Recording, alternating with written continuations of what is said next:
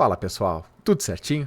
Vamos fazer um bate-papo com ChatGPT, mas dessa vez eu vou pedir que essa inteligência artificial faça perguntas para mim sobre biologia e vamos, na verdade, testar os meus conhecimentos biológicos. E vai ser na área de citologia, que é uma área que é muito importante dentro da biologia. Então, me faça perguntas sobre citologia. Ou melhor, me faça uma pergunta, né? Melhor começar para ser um bate-papo mais gostoso, né? Me faça uma pergunta sobre citologia. Vamos ver. O que é citoplasma e quais são suas principais funções em uma célula? Bom, citoplasma é a parte líquida, digamos assim, líquida da célula. É onde estão as organelas e estruturas.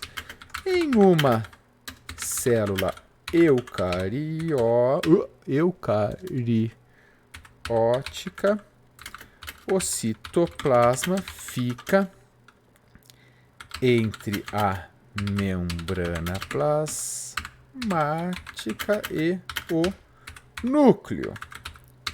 Muito bem, saiu um CAPS aqui, mas, bom, ele vai entender, né? Uma inteligência artificial. E digo mais, sua função é permitir, permitir reações dentro da célula. Sem ele, né, uma célula não existiria. Seja ela procariótica ou cariótica, mas estou falando direto aqui. Então vamos ver. Muito bem, sua resposta está correta. Parabéns, você tem conhecimento em citologia. Você gostaria de saber mais sobre o assunto ou deseja perguntar sobre outra área de biologia? Não, vamos lá, é tu que tem que me perguntar. Me faça outra pergunta sobre citologia. Pessoal, é uma forma de estudar biologia, né? Quais são as diferenças entre células eucarióticas e procariônicas, né? Seria eucarióticas e procarióticas, o correto, mas tudo bem, vamos lá. Vamos falar. Bom, uma célula eucariótica é mais complexa. Repare bem, é mais complexa. Possui compartimentos que chamamos de organelas. São maiores e permitiu na evolução organismos mais complexos, incluindo os multicelulares. Já os organismos procariontes, quais são eles? Bactérias e arqueas são menos complexos. Eu estou escrevendo assim, não sei nem se está conectando, mas estou tentando ser rápido aqui. São menos complexos por possuírem... possuem, né? Vamos ver aqui.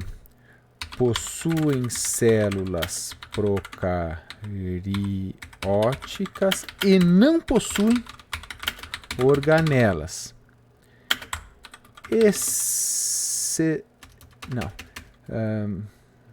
Não possuem organelas.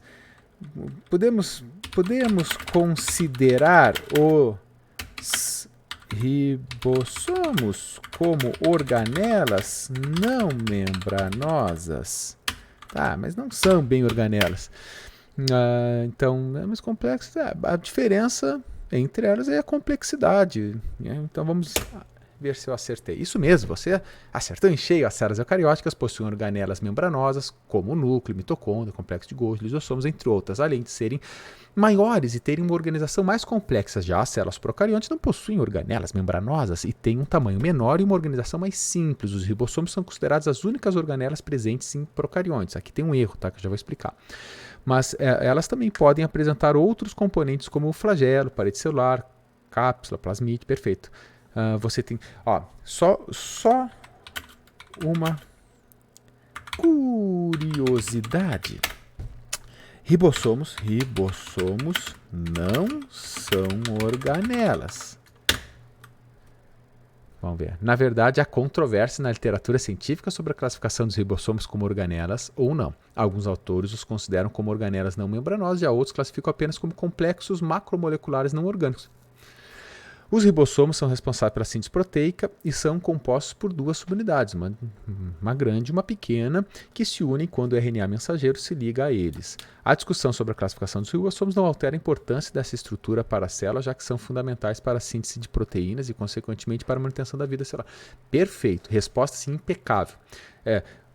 Porque assim, dentro da classificação da célula, gurizada, o que a gente fala que é uma organela? Organelas são estruturas envoltas por membrana, por isso que a gente fala que uma célula eucariótica é mais complexa e cheia de compartimentos. Já um ribossomo ele está desmontado, ele só se monta, como aqui a inteligência artificial respondeu, quando vai fazer síntese de proteína. Aí ele se monta. Então, agora eu sou organela, de repente você diz, não sou mais organela. Fica meio confuso. Então, na minha concepção, ribossomos não são organelas. Para ensino médio, quando a gente explica, lá a gente até fala, são organelas não membranosas, para não confundir. Biologia já tem tanta classificação, né? Mas agora vamos mais forte aqui, gurizada. Porque essas perguntas estão bem simples, né? Então vamos ver agora. Agora vou passar a vergonha aqui. Me faça uma pergunta sobre citologia que seja difícil. Tá, ok.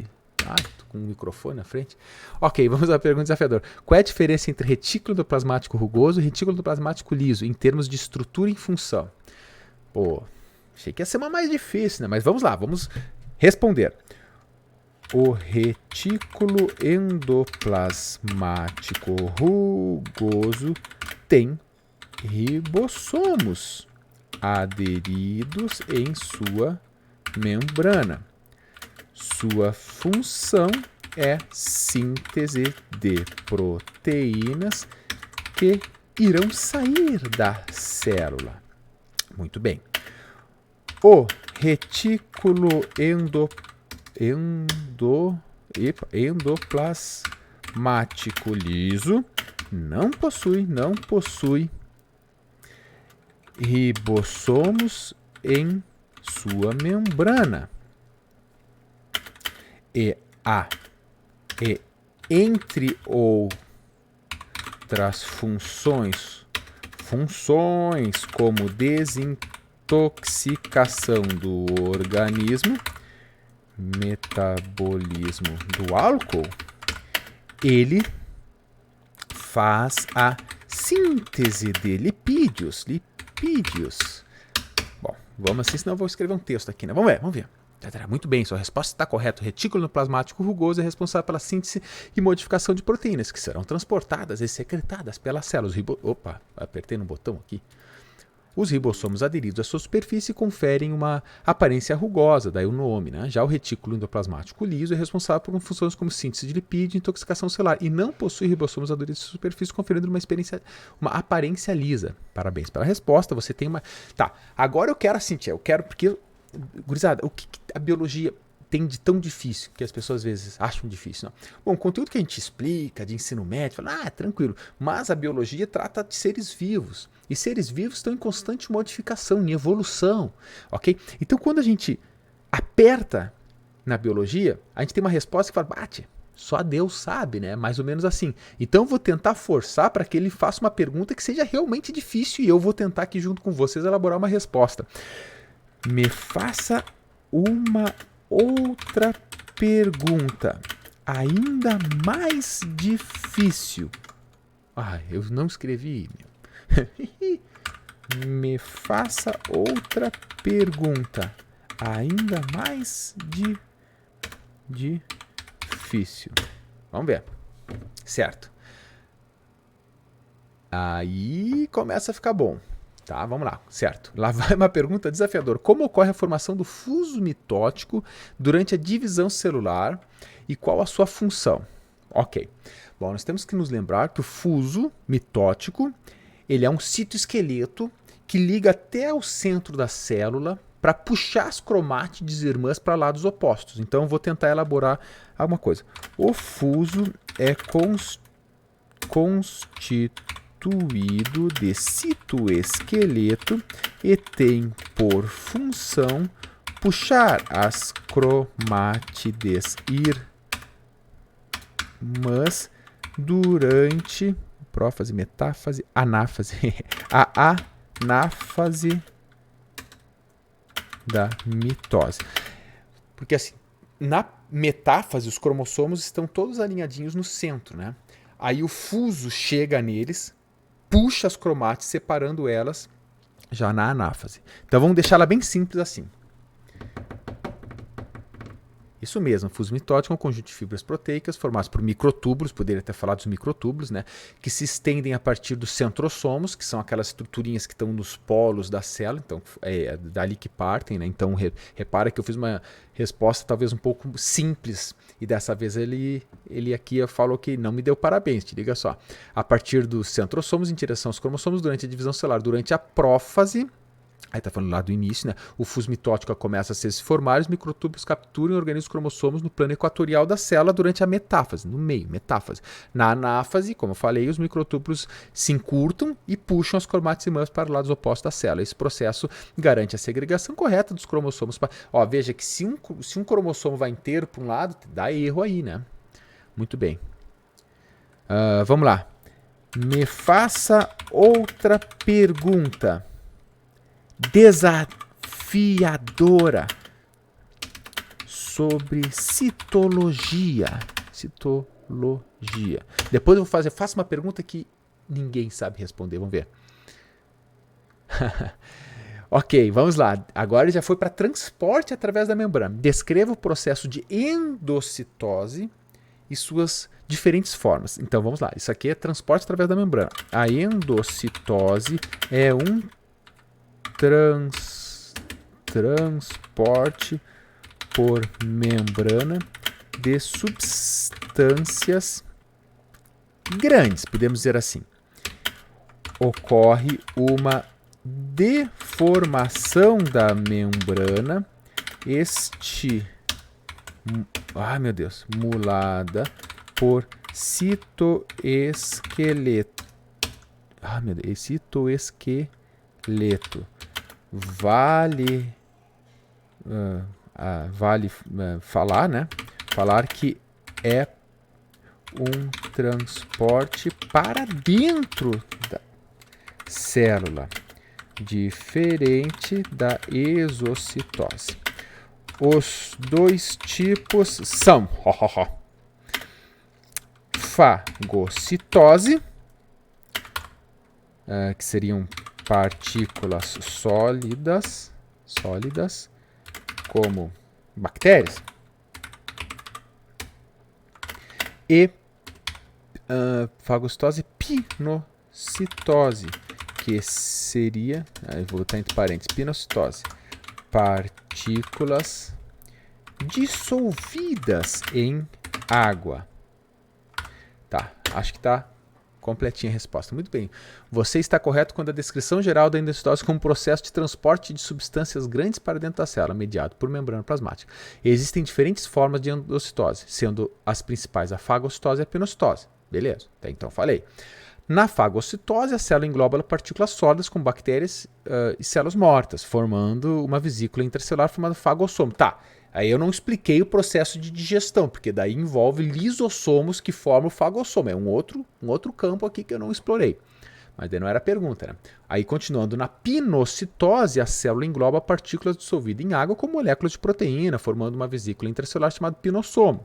Fagossomo vem da fagocitose, pinossomo da pinocitose. Além disso, também existe a endocitose mediada por receptor. Puxa, essa eu não falei. Inclusive, essa é interessante, mas a gente não explica.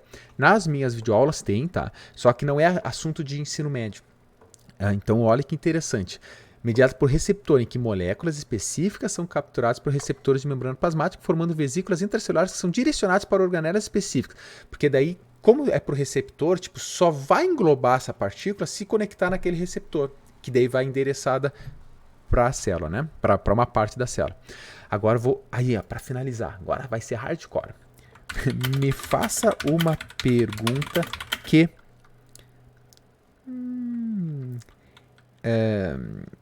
Porque se eu botar aqui ninguém consegue responder, não vai ter, ou talvez ele vai confundir, porque eu quero uma para a gente discutir mesmo biologia aqui de uma forma mais hardcore. Agora, me faça uma pergunta que praticamente ninguém sabe responder sobre citologia. Tá tudo mal escrito, mas vamos lá. De tão difícil, certo? Aqui vai minha pergunta bem desafiadora. Qual é a diferença entre mitocôndria e a cloroplasto em termos de evolução e origem? Tá muito bom, muito bom. Essa eu sei responder até. Tá, é uma resposta um pouco mais elaborada. Aqui nós estamos falando, ó, estamos falando da teoria da endossimbiose. Segundo ela, as mitocôndrias surgiram por um processo de simbiose, onde células englobaram organismos aeróbicos, ou aeróbios, né? E acabaram vivendo juntos. Os cloroplastos tiveram um processo semelhante. No entanto, a origem foi com a associação de organismos... Cara, devo estar escrevendo muita coisa errada, mas perdoem, tá? Eu não estou nem lendo direito. Por organismos fotossintetizantes. Vamos ver. Muito bem, sua resposta está correta. Segundo a teoria da endossimbiose, tanto as mitocôndrias quanto os cloroplastos tiveram origem em células procarióticas que foram englobadas por outras células em um processo de simbiose. As mitocôndrias teriam surgido a partir da incorporação de bactérias aeróbicas, que passaram a fornecer energia para a célula hospedeira por meio da respiração celular. Já os cloroplastos teriam surgido a partir da incorporação de algas fotossintetizantes, que passaram a produzir energia. Eu falei de organismos, né? Que ele já foi para algas. Energia para as células hospedeiras por meio da fotossíntese. Esse processo de endossimbiose teria levado à evolução das células eucarióticas mais complexas, como as que compõem os organismos multicelulares. Muito bem. Mas até então aqui, ó, repara. Vamos lá. Me faça a pergunta mais difícil possível sobre citologia. Me faça a pergunta mais difícil possível. Agora fiquei com medo, gurizada. Agora o bicho vai pegar. Você já tá pensando. Que quanto é? Não. Aí ele pegou pesado mesmo. Vamos pensar aqui junto. Vai até comer uma balinha. Barbaridade. Aí não dá. Eu sou professor de ensino médio, tia. Se fosse parasitologia, até que eu fiz mestrado, mas citologia eu não fiz, gurizada. Aqui está uma pergunta bem desafiadora. Qual é o mecanismo molecular que controla a separação dos centríolos durante a mitose e como ele é regulado, velho? Porque os centríolos eles vão se separar, né, cara? Para começar a formar o fuso. Mas a pergunta é, qual é o mecanismo molecular, velho? E aí? O que vocês escreveriam? Imagina que eu estou diante de uma prova. Vou lá dar um bizu aqui para vocês. Quando eu estava na faculdade, vi umas perguntas assim que a gente lia e fala, eu não sei de primeira. Mas depois a gente ficava pensando, daqui a pouco sai uma resposta. Por mais que a gente não acertasse 100%, acertava ali 50, 60, então nunca desistam na primeira leitura. Tá? O mecanismo molecular, velho. Bom, os movimentos, vou chutar aqui. Os movimentos se dão por formação, e não é essa palavra que eu quero utilizar. Se dão por organização do citoesqueleto. Mas isso não tem nada a ver com um mecanismo molecular. Provavelmente, eu vou falar assim porque eu não vou errar tão feio, né? Provavelmente sejam regulados por reguladores gênicos que mandam a informação por sinalizadores. Pessoal, essa resposta, confesso para vocês aqui, eu estou imaginando uma célula e como pode. Eu não sei realmente descrever o que está acontecendo ali molecularmente, né? Quais são as reações que estão acontecendo ali. Então, estou imaginando como uma célula funciona no geral, tá? Que mandam informações por sinalizadores e fazem a regulação do processo. É óbvio que essa minha resposta está extremamente genérica, mas algum caminho aqui deve estar meio correto, né? Vamos ver o que ele vai me falar. Sua resposta é uma tentativa, mas um pouco vaga e não descreve exatamente o mecanismo molecular que controla a separação dos centríolos durante a mitose. Vou tentar explicar um pouco mais detalhe. Perfeito. Durante a mitose, os centríolos se separam e movem em direção aos polos. Cara, foi o que a gente falou anteriormente, né? Da célula. Esse processo é controlado por proteínas motoras chamadas dineínas e cinesinas. Cara, isso aqui, para vocês terem ideia, eu me lembro desses nomes, mas há quantos anos que eu não via esses nomes, né? Mas enfim, que se ligam aos microtúbulos dos centríolos e os movem para os seus destinos finais. Beleza. As dineínas movem os centríolos em direção ao polo negativo dos microtúbulos, enquanto que as cinesinas movem os centríolos em direção aos polos positivos do microtúbulo. Então, é uma desestruturação, uma reestruturação constante para que ele vá se formando. A separação dos centríolos é regulada por uma proteína chamada separase. Cara, isso é muito específico, gurizada, que é ativada na anáfase da mitose. A separase corta as proteínas coenzina, que mantém os centrômeros das cromátides irmãs juntos, permitindo a separação dos cromossomos. Além disso, a separase também regula a separação dos centríolos, ligando-se a proteína específica dos centríolos e promoção de sua separação. Tá, aí que tá. Mas vem a questão que tem que ter uma força epigenética aqui em cima disso. Mas quem controla a separase? Aí, vamos ver. A separase é controlada por uma proteína chamada securina, que mantém inativa até o momento correto da mitose. Durante a fase metafásica da mitose, a securina é degradada por outra proteína chamada APCC, complexo motor da anáfase. Olha que loucura. Permitindo que a separase se torne ativa e corte as proteínas coenzina que mantêm os centrômeros das cromátides irmãs juntos. Agora tá louco. A degradação da securina é uma etapa crucial da regulação da mitose, garantindo que a separação dos cromossomos ocorra apenas no momento apropriado, evitando erros que possam levar a doenças como câncer. Muito bem. Mas e quem controla a securina?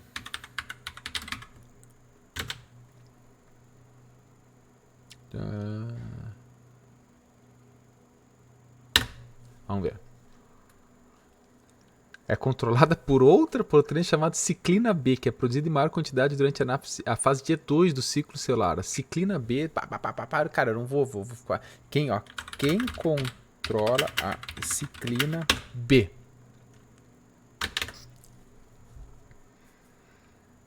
A expressão de degradação da ciclina B é regulada por diversos mecanismos moleculares. Um dos principais ciclina B é a proteína chamada APCT, complexo.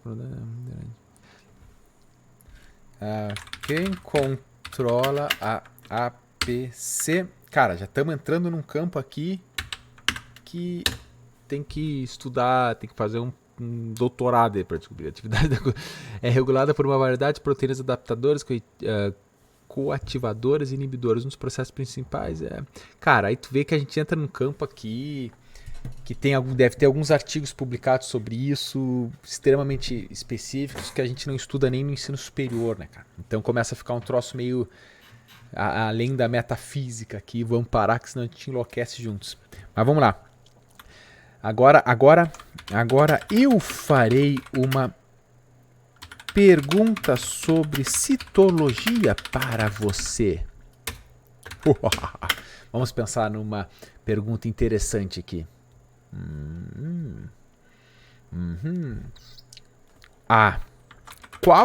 Essa aqui, gurizada, importantíssima até para vocês aí, ó, no ensino médio ou até superior, sobre respiração celular. Qual a função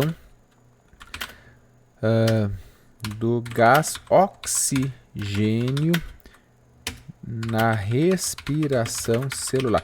Perceba, moçada, que isso é uma coisa muito importante. A gente estuda respiração celular, diz que precisa do gás oxigênio, no entanto, velho, para que ele tem que estar lá? O que ele faz na respiração celular? Olha que interessante. Vamos ver se ele vai, se ele vai responder direitinho. Se a inteligência artificial vai responder.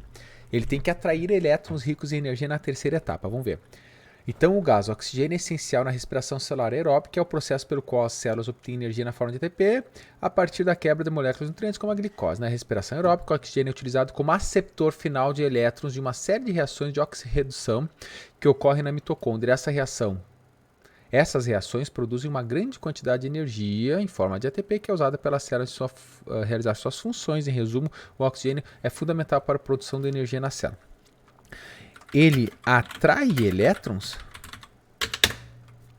Escrevi atrai elétrons. Sim, na respiração celular aeróbica, que tem a turma como receptor final. Quando a gente fala receptor final, ele atrai no finalzinho lá os elétrons. Em uma série de reações, ele repete, né?